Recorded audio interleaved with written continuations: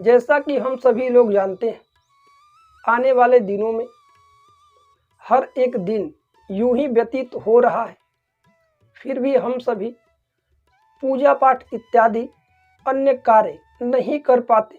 केवल और केवल गृहस्थ में इतने व्यस्त हैं कि पूजा पाठ का वक्त नहीं निकल पाता।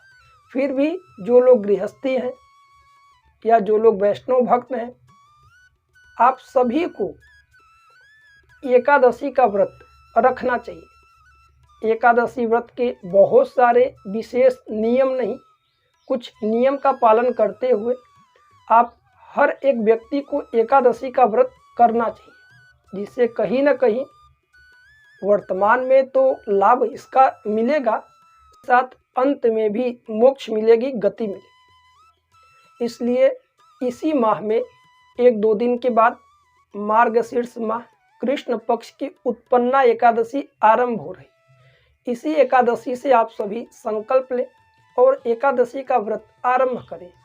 8 वर्ष के बालक भी एकादशी का व्रत कर सकते हैं। 8 वर्ष से लेकर के जब तक आपसे बन पाए तब तक एकादशी का व्रत करना चाहिए। खास नियम नहीं है एकादशी के दिन क्या क्या करना होता है। एक दिन पहले ही संध्या काल में भोजन ग्रहण ना करें। दशमी के दिन, दशमी की शाम के समय फलाहार रहें और संकल्प लें कि प्रातः काल हम व्रत रहेंगे। भूमि पे शयन करें और एकादशी के दिन प्रातः काल सूर्योदय से पूर्व उठ जाएं। स्नान इत्यादि से निवृत्त होकर के माता पिता का आशीर्वाद लें। भुवन भास्कर सूर्यदेव को अर्घ दें।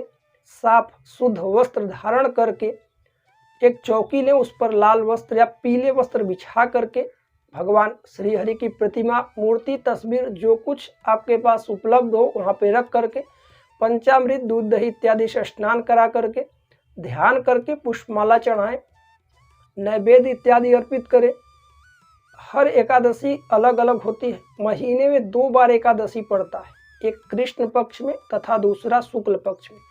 हर एकादशी की महात्म कथा व्रत एकादशी के दिन अवश्य सुने।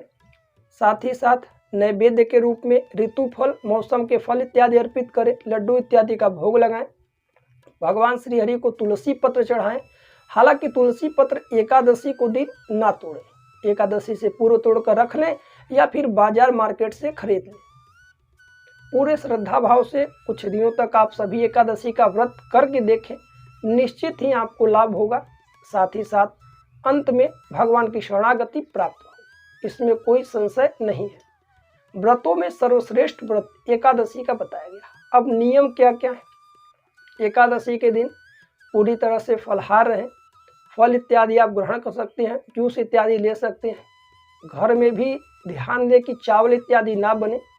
एक दिन पहले से लेकर के एक दिन बाद तक लहसुन प्याज का पूरी तरह से त्याग कर दें। यदि हो सके तो वैसे कदापि ना खाएं। यदि आप खाने से ना रह पाएँ तो फिर भी दशमी के दिन लहसुन प्याज ना खाएं, एकादशी के दिन व्रत रहें और द्वादशी के दिन भी लहसुन प्याज ना खाएं। इसके पश्चात एकादशी व्रत कथा को सुने, ओम नमो भगवते वासुदेवाय नमः का जप करें, पूरे दिन भगवान का ध्यान कीर्तन करें। फिर प्रातः काल द्वादशी में व्रत का पारण करने का जो समय रहता है वह अलग अलग एकादशी की तिथि के अनुसार होता है। जब भी पारण होता है सूर्योदय के बाद ही पारण करें। यह एकादशी का व्रत आप सभी के लिए बेहतर है। तो आने वाले दिनों में हम वीडियो लेकर उपस्थित होंगे। 1-2 दिन में एकादशी तिथि है, क्या व्रत कब रखें, पारण का समय क्या है, इसके विषय में विस्तार पूर्वक बतलाएंगे।